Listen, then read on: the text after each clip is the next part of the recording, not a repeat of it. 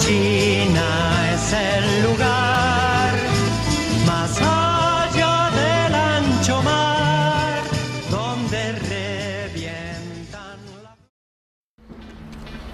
Yo creo que esa es una de las más importantes tareas que nos dejó, de que algún día no tengamos el pie en la calle, una aldea, sino los dos pies en la calle. Decía, todos juntos y al mismo tiempo, unidos, organizados. Porque él pensaba de que la transformación de una sociedad tiene que ser completamente mediante una lucha que es del pueblo y nada más del pueblo y de la clase. Cuando me refiero a la clase, me refiero a la clase obrera. Y es ahí donde nosotros tenemos que acordarnos de dónde venimos, quiénes somos y por qué tenemos que transformar esta sociedad. De ahí aprendí que hay que rescatar la memoria histórica de él. Y no solamente de él, sino de muchos compañeros y muchas compañeras que durante un mes de junio hicieron el traslado del sitio que está aquí al ladito, de las Tres al lado de afuera, se trasladan a la Pampa de Amer, donde se funda el campamento militar heroico, que posteriormente con el golpe militar se le cambia el nombre y se le coloca batalla, o sea, campamento de batalla de Chorrillo y Piraflores. Pero como el nombre era tan largo, solamente quedó como Chorrillo.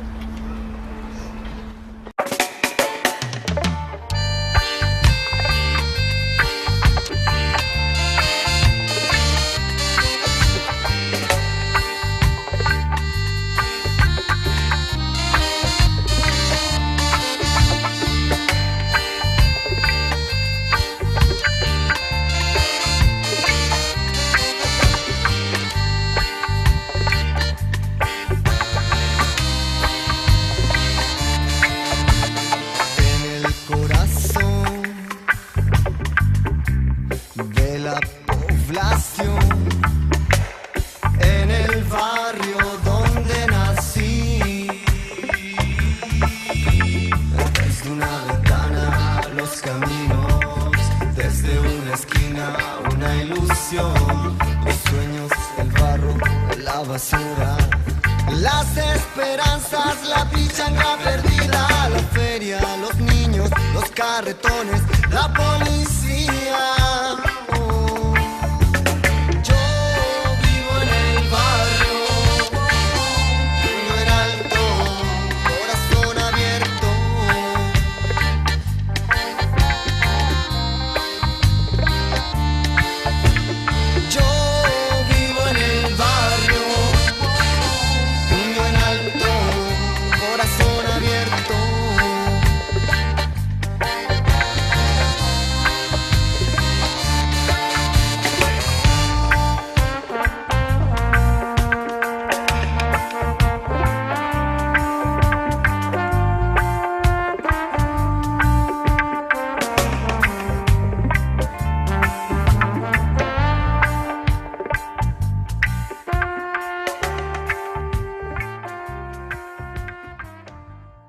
El movimiento social valdiviano comienza con los damnificados del terremoto y aquí nunca hubo una política habitacional organizada, planificada. Yo lo que creo es que Valdivia siempre fue una ciudad de clase obrera industrial. Había hartas industrias en Valdivia, del cuero, del calzado, el tiembre, las Stolzenberg. Estaban los altos hornos en Corral, industria de cerveza, la molinera Collico, Kunstmann, después los trabajadores portuarios, las madereras, las firmas madereras, la Bima, la madera González, Fried. Y eso se empezó, digamos, a atomizar. De repente aparece el comando de los pobladores sin casa. Y ahí empezaron a llegar de todos lados. Y la organización crecía y anotábamos, tenía una secretaria que anotaba una lista inmensa de gente sin casa, por no decir niños. Cansada la gente de eso, empezamos a formar comités por barrio. Otros se formaron por otros sectores y después ya nos contactamos con el comando comunal de los pobladores sin casa. Y empezamos a pensar en lo que podría ser una futura toma. Nunca pensamos en la toma al tiro. Lo que hicimos ser directo porque había que ir escaloneando.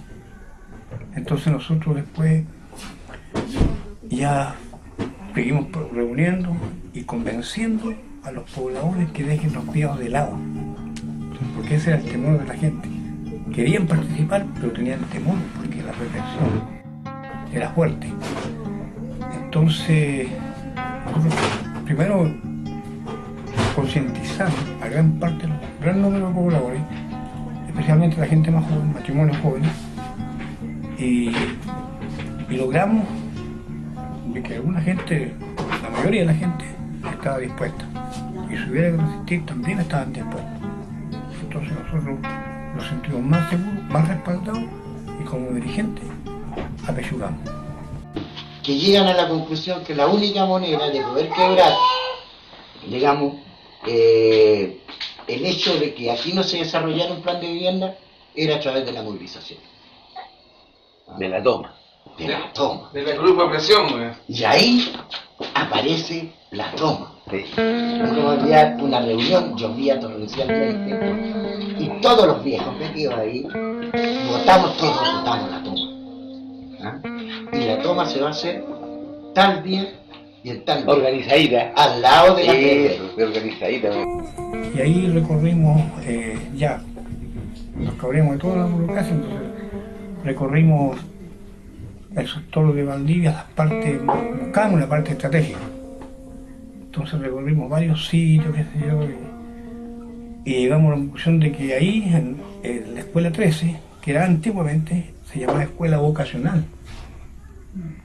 Entonces también, antes de hacer la toma, nosotros, como teníamos ya alguna formación, empezamos a hacernos amigos del director del colegio. Era socialista, compadre, buena onda y simpatizaba mucho, y ahí logramos tener una relación. Entonces después nosotros, como sondeamos el terreno, sabíamos que íbamos seguros, y vimos que ese terreno reunía las condiciones. Teníamos agua en la escuela y teníamos baño, cosas fundamentales para sobrevivir. Al lado de las 3 veces. Ese fue el sitio ubicado. Entonces, Sí, pues de ahí distintas partes de la ciudad empezaron a llegar allí. ¿Sí? Pero ahí era el problema cómo íbamos a actuar frente a las fuerzas policiales, porque iba a haber problemas. ¿Ah? La autoridad nunca se había hecho una toma de ese tipo aquí en Valdivia. ¿Ah? Y también el nombre.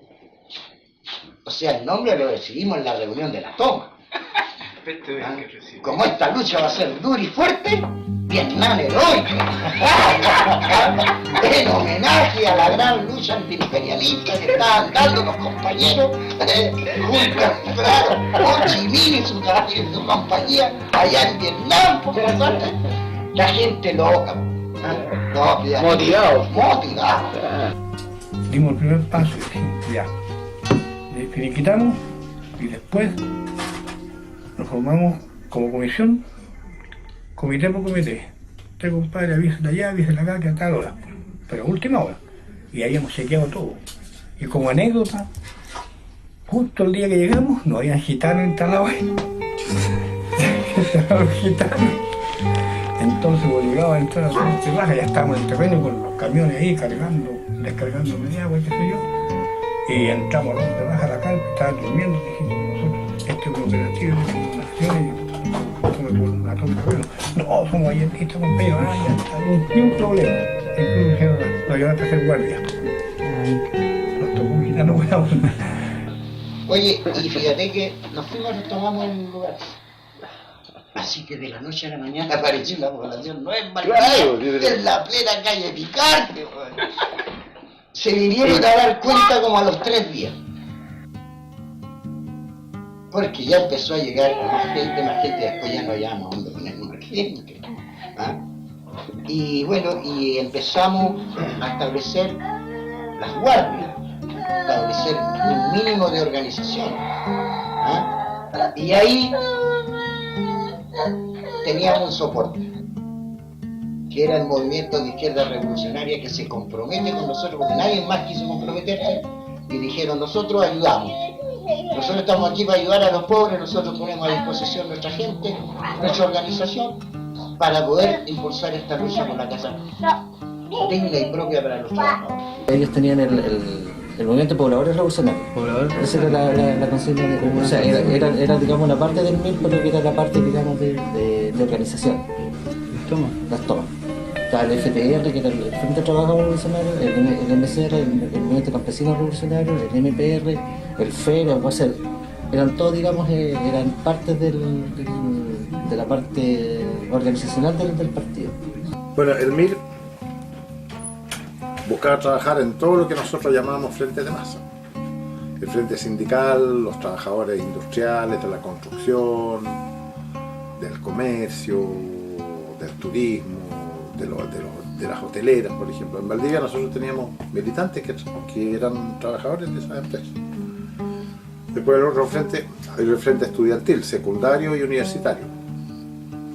Después teníamos el frente de los pobladores. Y ahí estaba todo el trabajo de las poblaciones, los campamentos, las tomas de terreno, todo eso. Pero aquí, la rojo y negro es lo que manda. La conducción es el MIR. El punto. Bien importante. Los compadres ya estaban metidos en el queque, así que la pichucaron. Y después se dieron cuenta de que eran más miristas que los claro, porque entendieron. Porque ellos, puta, es que todo el pueblo, bueno, que trae, los partidos tradicionales son todos legalistas. Es lo mismo que la Junta de Vecinos ahora, por ejemplo, la Junta de Vecinos hacen lo que les dicen que hagan. No se plantean por ello. Y nosotros fuimos la excepción. Nosotros queríamos más allá, fuimos puristas, porque lo legal no nos sirve. Entonces había mucha franqueza, mucha lealtad. Tratamos de hacer las cosas de cara a la gente. Por ejemplo, a otros partidos les gustaba muñequear, ganarse las elecciones, ganarse la directiva de un sindicato, por ejemplo, o de una junta de vecinos o de un comité de toma, y así por secretaría, así ya pongámoslo aquí, conquistemos estos votos, aquí hagamos chanchullo acá, tiremos un pelambre. No, para nosotros había que ganarse la conducción de la gente, no sacábamos nada de ganar las cosas por secretaría, ¿sí? Porque yo soy más pillo, tengo más... ¿Cómo hacen los empresarios y los partidos de la burguesía? Porque ellos todo lo hacen a espaldas de la gente. No, para nosotros tenía que ser de cara a la gente. Y con la voluntad de la gente, o sea, para nosotros lo más lindo era que si íbamos a hacer algo, era porque la idea nuestra era siempre ir adelante. Si vamos a hacer una toma, nada de mandar a la gente adelante. No, hay que ir nosotros adelante. Para las tomas de fondo y para las tomas de terreno era así. O sea, teníamos compañeros en un comité sin casa, por ejemplo, y compañeras, mujeres y hombres, qué sé yo. Pero el que era activista nuestro, que participaba en ese grupo, él iba adelante también. Pues no era que él iba a decir, ya, mañana ustedes se toman y después llego yo a dar el discurso. No, si había que pasar hambre, recibir palos, dar palos, había que estar ahí. Tiene que saber que aquí en Chile se eligió un camino que pensamos que debiera ser el justo, un camino por el que pensamos llegar a encontrar la felicidad, llegar a liberarnos del hambre, de la miseria, de la opresión, llegar a ser libres. Nosotros, los pobres de Chile, pensamos que tenemos derecho a vivir, que tenemos derecho también a realizarnos plenamente. Nosotros pensamos que esta es la verdad y por ella vamos a morir. No tenemos nada más que perder. Y la gente, lo mejor es que la gente estábamos bien preparados, que la gente estaba dispuesta a resistir. Incluso hasta las mujeres, que comúnmente siempre, como las mujeres más no, todo lo contrario, nos dieron la pauta. Era la toma que teníamos que vivir ahí, porque si no vivíamos ahí lo sacaban, para porque los den esas mediaguas. O sea, no da tampoco porque tuvimos en esos años 10.000 pesos pagamos, 10.000 pesos 40 años atrás. ¿Era cuánto ahora? A ver qué plata, sí, pues. Lo que yo sé es que en los campamentos la gente se organizaba mucho, para todo, para el abastecimiento de alimentos, para el orden interno de los campamentos. O sea, por ejemplo, en los campamentos se formaban brigadas de jóvenes o de voluntarios, digamos, que fuera de su trabajo se organizaban y hacían turnos para que no hubieran robos, malos tratos, que nadie fuera a maltratar a la mujer, que no hubieran líos entre vecinos. También eran guardias para evitar que vinieran intentos de retoma, porque a veces se tomaban un terreno y si el terreno era de un particular o del fisco, a veces llegaban y una orden judicial y nos daban orden de desalojo. Entonces era todo un trabajo de organización y esos campamentos la gente fue muy organizada. Aparecía gente que, por ejemplo, dentro de un campamento, escuela para los niños, reforzamiento educacional, escuela para los grandes también. Teníamos que explicarle al compañero que no podía llegar curado ni a pegarle a la señora. Entonces se empezó a cambiar una mentalidad que se tenía en las casas de los papás, ahora a una comunidad. O sea, el cambio fue eso. Esto hay una barrera antes de llegar a la población y era custodiada por gente del campamento todas las noches, para que no lleguen zapatos malos, no lleguen a faltar a la gente, no le lleguen a robar lo poco grave que tenía en las 20 mediaguas que hay en ese momento. Entonces los atacaban, pongámosle el caso, de este lado, de acá o de allá, y los venían a sacar de ahí por de la toma. Ahí teníamos que defenderlos con palos, linchacos. Tocaba guardia por grupos de gente. Así que nosotros no tuvimos grandes problemas como pensábamos, pero estábamos dispuestos a resistir porque tampoco iba a volver con las mediaguas para su barrio. ¿No? Tenía que participar porque yo lo único que quería tener una casa, sea como sea, quería una casita. Porque había mucha gente que tenía temor, lógico, bajo un sistema como este. Pero ahí nosotros logramos concientizar a la gente para que deje los miedos de lado. Y si tienen que tener un techo, tienen que luchar para eso, porque no se lo van a dar así como así. Y logramos que la gente se levante la moral, que supere. Los compañeros muchas veces de la Unidad Popular, algunos compañeros de base empujaban el carro, iban adelante con la gente y tenían una actitud revolucionaria, pero en general la dirigencia regional y nacional de los partidos trataba de frenar el proceso, de frenar la gente, de que no se vayan demasiado apurados. Y nosotros éramos partidarios de que sí, o sea, que la única forma de ganar fuerza es en la lucha. O sea, la gente, no porque le leamos un lindo discurso y un lindo catecismo, un manual de educación política, la gente va a ir al socialismo, ¿no? Es en la lucha de todos los días donde se gana conciencia.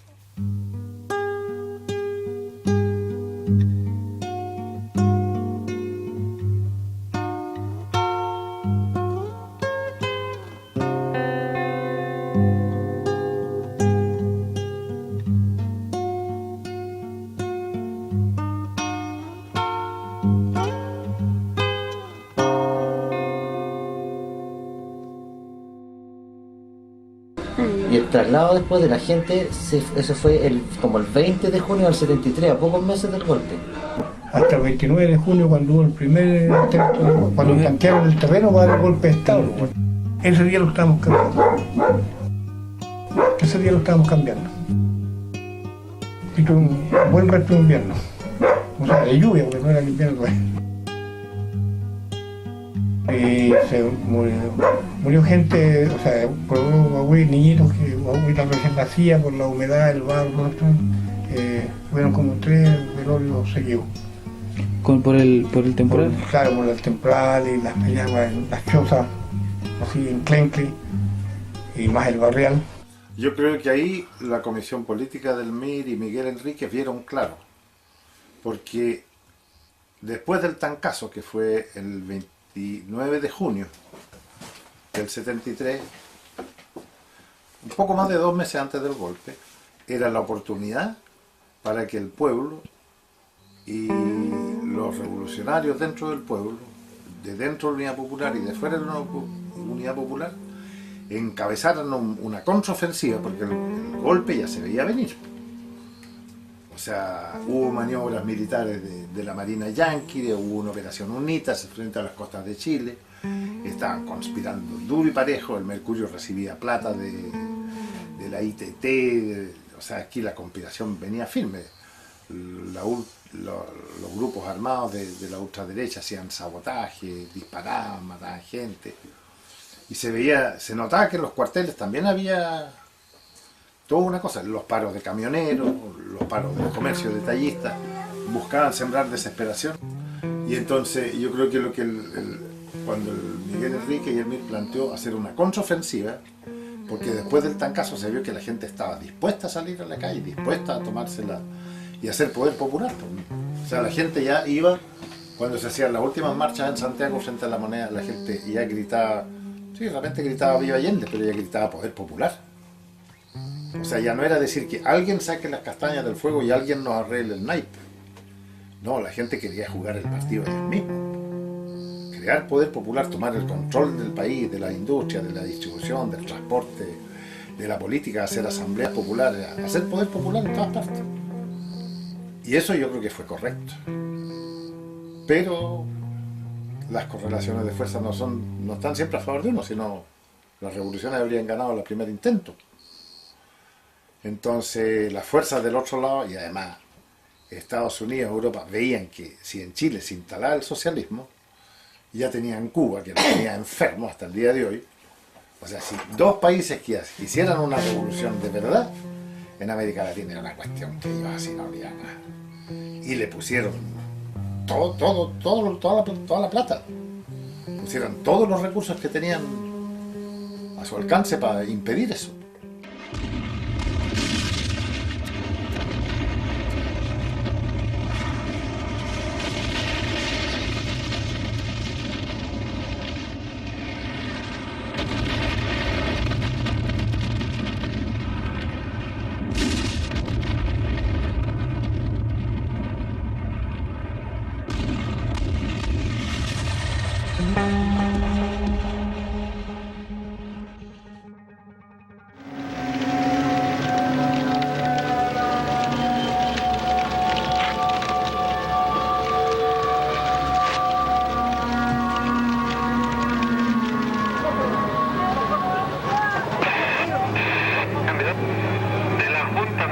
de gobierno a los comandantes de guarnición. A partir de este momento procederán a arrestar a cualquier dirigente político o gremial y a cualquiera persona que no obedezca los mandos u órdenes emanadas de las autoridades militares. Después del golpe, mataron gente, hija quería. Uy, yo salía a veces a sapear, po. Y antes de esa cuestión de los pacos, arrumaban así, todos muertos, ahí. Lo aplastaban, como quien llevaba una ruma de perros ahí, muertos, quizás dónde irían a votar. A muchos compañeros, todavía hay sobrevivientes que tuvieron que escapar. Y bueno, nosotros fuimos presos, por supuesto, y felicitados. Por ejemplo, veo gente que la amarraban a los camioneros milicos y los mostraban por todo el sector. En esas condiciones los andaban entrando. Y era para crear un clima de terror más que nada. Bueno, nosotros estábamos preparados, estábamos formados y sabíamos lo que teníamos que decir, sabíamos que teníamos que afirmarlo. Y como decía el compañero, si dices sí, te matan, si dices no, también. Entonces no hay donde perderse, no. Pero mataron mucha gente ahí. Y lo arrumaban, como que arruman leña dentro de los vehículos de los pacos. Claro. Sí, todo boca abajo así. Pero nunca, hay que decir que las militas no, yo fui ahí a la tumba porque tenía donde vivir. Sinceramente yo nunca vi un arma en ningún campo. Pero la mitificación, la idea que se tenía de los campamentos era que estaban todos armados hasta los dientes, había subterráneos llenos de armas y los líderes de estos campamentos eran poco menos que andaban como andaba Bin Laden últimamente. Entonces todas unas mistificaciones eran totalmente irreales. Pero después cuando llegamos al campamento no se pudo pelear. Ahí llegaban bote, mata, nomás, como quien mataba un pájaro. Después le echaron arriba de un vehículo, todo boca abajo así. Más no supe yo qué harían con ellos. Nunca, hasta los días de hoy estoy con esa duda qué harían con eso. Otro dice dicen que los mataron, que lo echaron al agua, otros dicen que los mataron y los sepultaron en un hoyo. A veces yo solía ir a comprar, me iba por Endesa para allá, y atrás y abierto a veces, y ahí han arrumado gente. La gente que tenía familia dice que ahí mataron sus familiares, hijos, sus maridos, quedó harta gente ahí que quedó sin sus maridos, que se los mataron, dicen. Llegaron a allanar y el chico se escondió debajo de la cama o algo así, pero lo ametrallaron ahí mismo, delante de la familia, de la mamá y de los hermanos.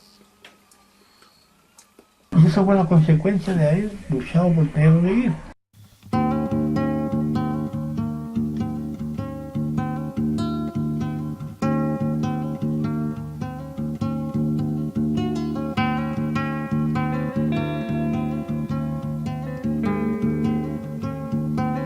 Después del golpe militar, el campamento se llama Batalla de Chorrillo y Miraflores. Ese era el nombre original que tenía el campamento. Pero la gente, como uno llega a una parte y dice, ¿dónde es Batalla de Campamento Chorrillo? No, entonces llegó, lo más fácil, Chorrillo. Y quedó por Chorrillo, y quedó por Chorrillo al final. Lo que nos dijeron era que básicamente ahí en el tiempo se había entregar, habían sitios, que era llegar y entrelarse, ¿no? Entonces se empezaron a juntar todos los compañeros, todos los campamentos chicos. No había oportunidad en ese tiempo de conseguir viviendas, pues así que yo compré una mediagua ahí. La primera noche que lo dejamos, se cagaba lloviendo y el tema era que mi viejo no tenía techo. Entonces lo que hizo fue que dormimos con nylon y ese era nuestro techo. Entonces, lloviendo, ¿cachai? Sentíamos las gotas así. Y yo lo único que quería era un techo. Pero cuando lo vieron la caseta, las mediaguas estilando, sin puertas, sin ventanas, sin techo, me quería morir otra vez. Estar cuánto tiempo otra vez así con mis cabritos amontonaditos como unos animalitos los tres. Y como éramos campamento, teníamos que ser discriminados. En todos lados. Tú ibas a buscar un trabajo y tú le decías, ¿a dónde? En el Chorrillo, ¿no? Recuerdo de un teniente Robles que había. Ah, pues bueno, fueron los encargados del principio del campamento. Sí, pues. Y yo siempre recuerdo cuando él cuando llegó, hizo una reunión afuera, en la entrada, con camiones de milico y todo, y era impresionante, o sea, pero era casi ver una guerra los compadres, porque vestidos, y te digo, o sea, entraban con la metralla. No, pero los milicos andaban con cara pintada. Claro, sí, pues eran... Éramos antipaco, antimilico y antipaco, porque cuando ellos entraban, no entraban nada con sonrisas para adentro, sino que ellos entraban disparando balines. Y fuera quien fuera, si había un cabro chico de 2 años, le ponían el balín, no. Entonces nosotros teníamos que corresponder de la misma manera.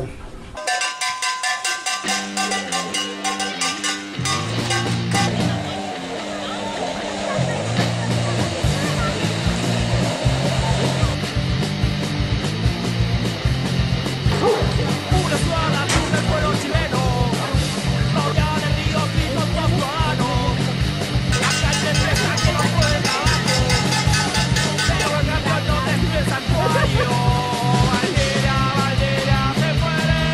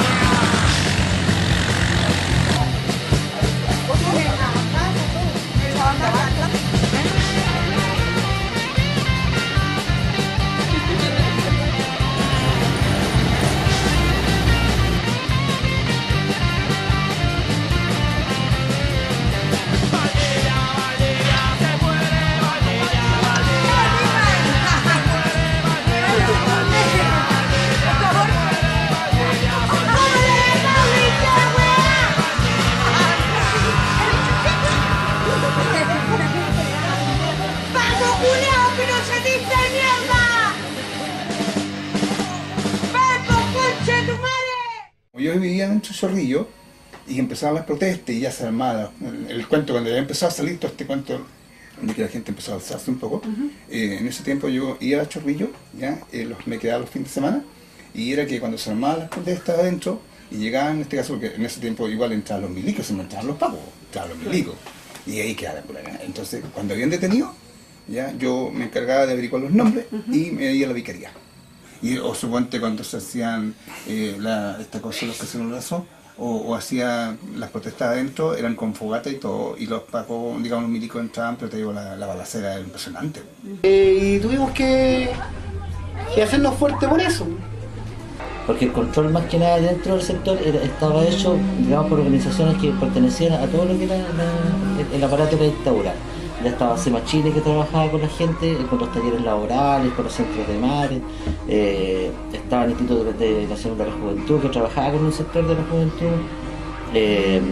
había una parte también con unas olimpiadas, siempre por parte de la municipalidad, pero que en sí era para mantener, digamos, el control territorial de ellos, para que no haya ningún tipo, digamos, de levantamiento de parte de la gente, ni tampoco un tipo de organización popular que hiciera frente a este tipo de prácticas. Y en sí nosotros eso hicimos, pues nosotros levantamos organizaciones. El año 74, el 12 de octubre, se funda el Deportivo Chorrillos. Y también que lo fundan gente que fue quedando del mismo metido dentro del sector. Y ellos, mediante ese alero del Deportivo Chorrillos, con personal jurídico y todo lo demás, empiezan a hacer un trabajo de organización. Y después de los golpes de Estado, por esa represión, nosotros logramos formar un deportivo que queríamos tener nuestro encuentro, no separarnos, aislarnos de la masa. Entonces, ¿cómo podemos hacerlo? Era un campamento, legalmente lo podía tener contra vecinos.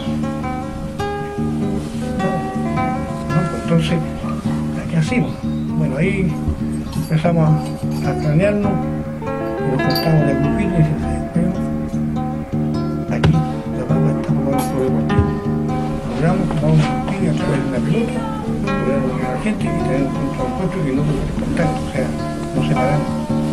Y ahí seguíamos al mismo ritmo, la misma forma de pensar, y siempre pensando en reconquistar el poder. Por eso es que el Deportivo Chorrillos es rojo y negro. El deportivo, por ejemplo, no era solamente un deportivo, era una forma de juntarse. El centro juvenil no era una hueá para hacer fiesta, y ni que los hueones anden en tu jijijí todo el día, sino que también era una forma de organizar a la juventud, de ir abriéndole los ojos, que los cabros se den cuenta cuál era su posición. Bueno, cosa que aprendimos de la gente vieja que era del MIR igual.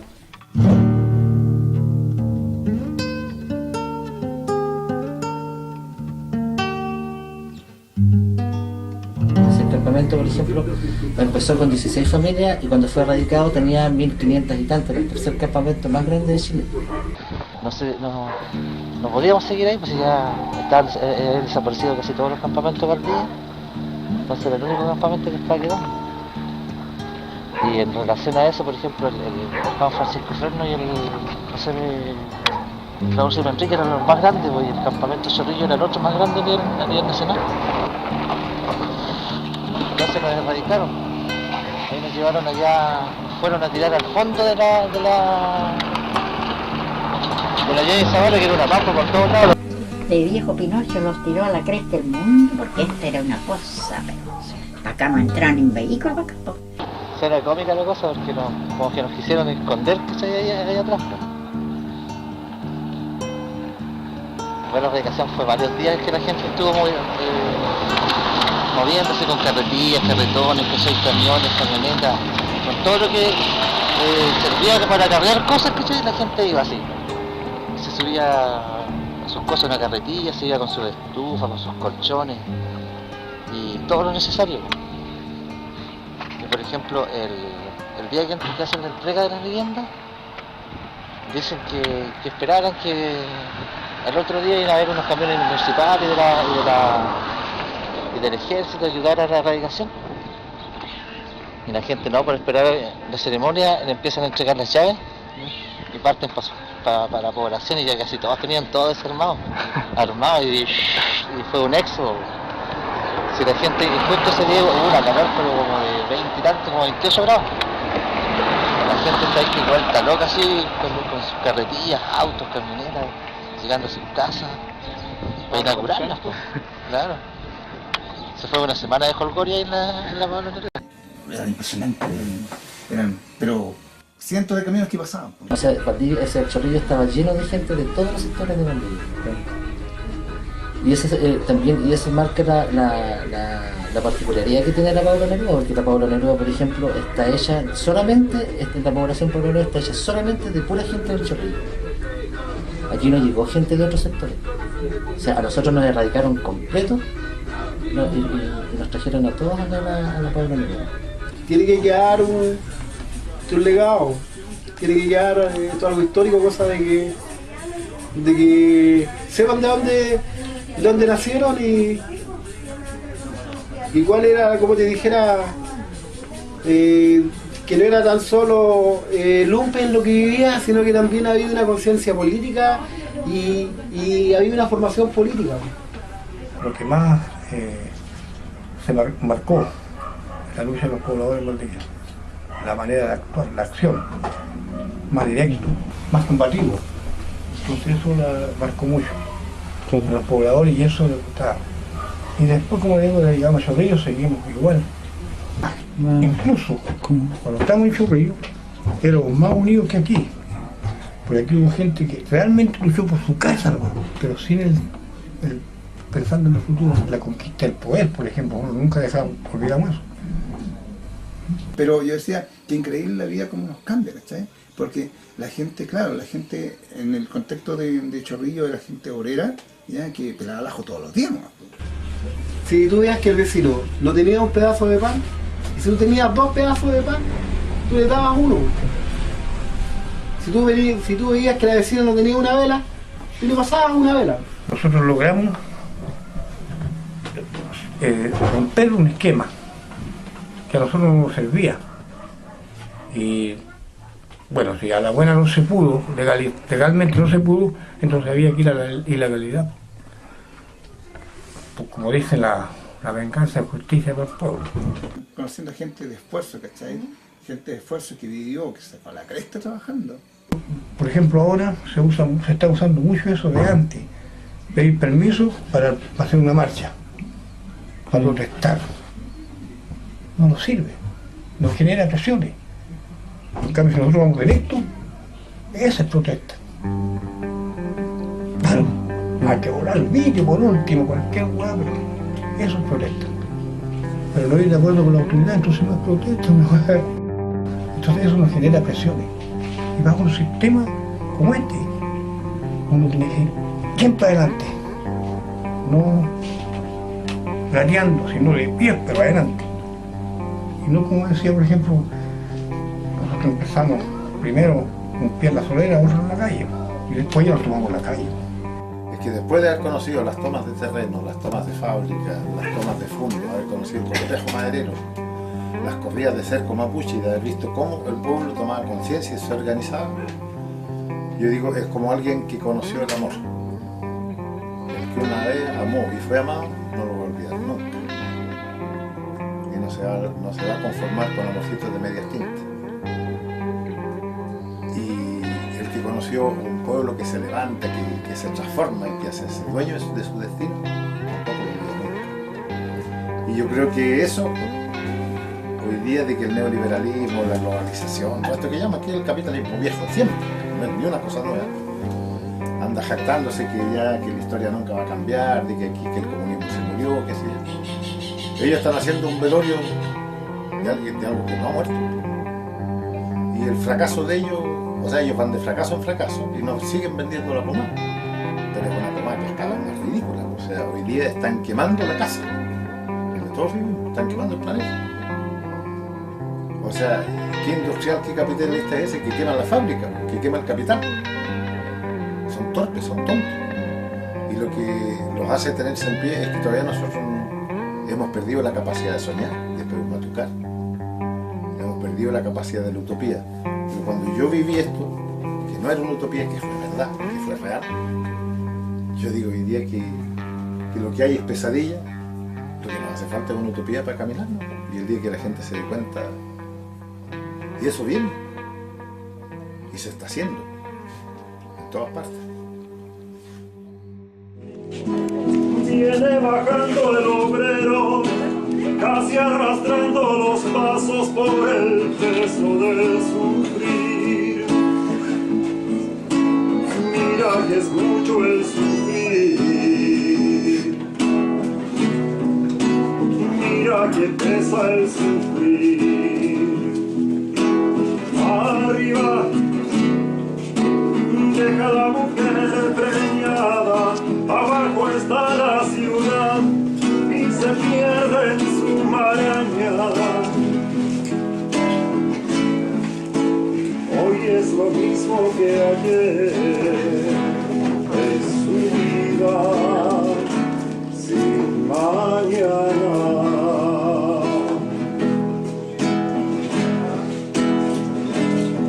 Ahí cae la lluvia, viene y viene el sufrimiento. Pero si la lluvia pasa, ¿cuándo pasa el sufrimiento? ¿Cuándo viene la esperanza? Niños color de mi tierra, con sus mismas cicatrices, millonarios pelombrices. Y por eso, qué tristes viven los niños en las casas de cartón. Qué alegres viven los perros,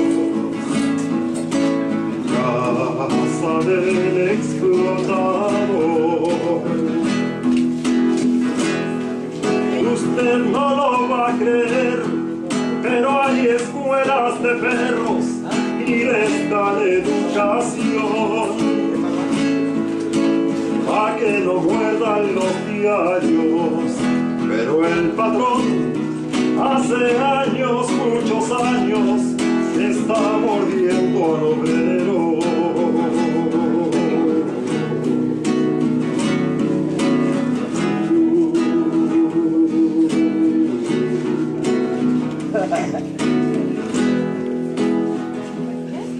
Qué triste se oye la lluvia en las casas de cartón. Qué lejos pasa la esperanza en los techos de cartón.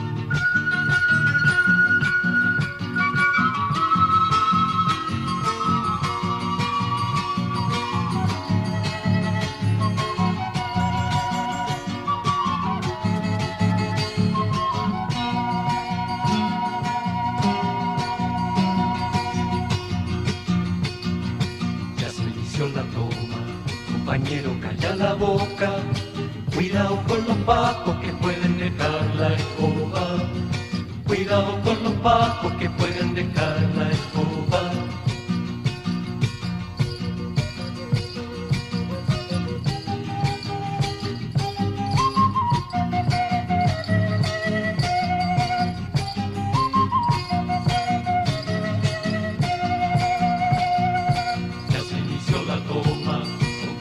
Calla la boca, cuidado con los pacos que pueden dejar la escoba, cuidado con los pacos que pueden dejar la escoba. Sujeta bien al chiquillo, dile a Jaime que se apure, nos toca el 45 ojalá que no resulte. No toque el 45, ojalá que no resulte. No toque el 45, ojalá que no resulte.